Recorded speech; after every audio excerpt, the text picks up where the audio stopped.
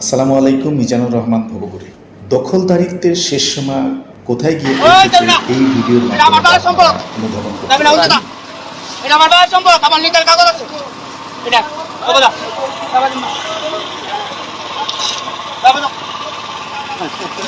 আমার নাই আমার আমার ভাইয়ের সম্পদ কাগজ অরিজিনাল কাগজ আছে সরকার বেছে নাই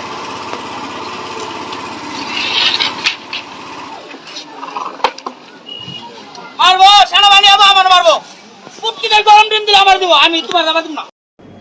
ঘটনাটি শেরপুর সদর উপজেলার 12 নং কামারিয়া মধ্য আলিনাপাড়া গ্রামের। সেখানকার দুইজন তৈবুর মিয়া এবং মজনু মিয়া তাদের পারিবারিক বসতভিটা নিয়ে একটি মামলা করে মামলার রায়ে তৈবুর মিয়া রায় পান।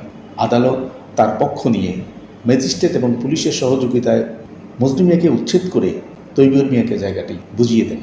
এতে করে মজনু মিয়া চরম বিক্ষুব্ধ এবং তার পরিবার তীব্র আন্দোলনে ফেটে পড়ে। তখন তারা গিয়ে ময়মনসিংহ শেরপুর মহাসড়ক দখল করেন। তাদের খবরের সমস্ত আসবাবপত্র মালামাল নিয়ে তারা গিয়ে সেখানে অবস্থান কর্মসূচি পালন। চরমভাবে যানবাহন চলাচলে বিঘ্নিত হয় এবং সাধারণ জনগণের চরম ভোগান্তির সৃষ্টি হয়।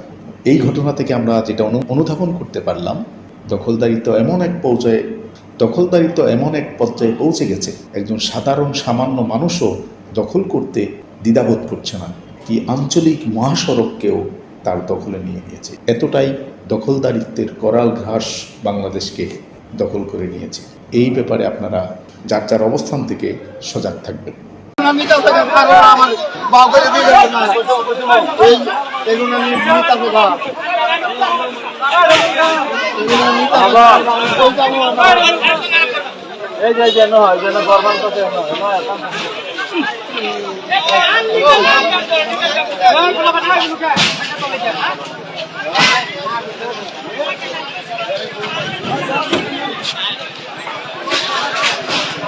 ভালো থাকবেন, নিরাপদে থাকবেন।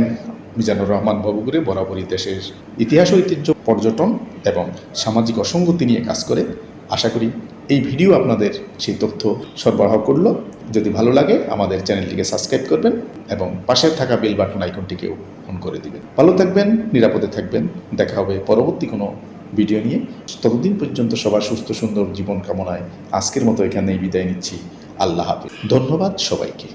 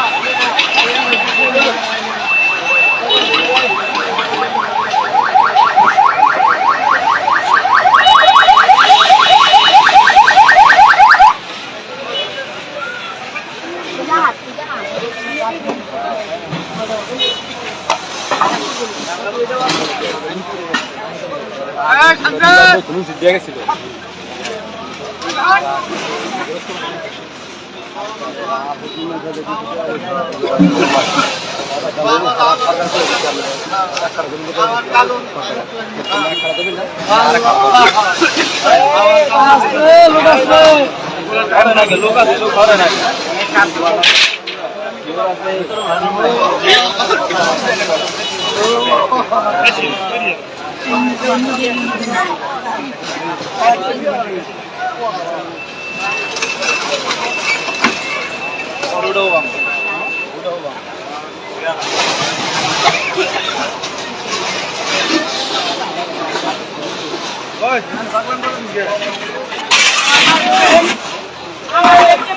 আমি জানি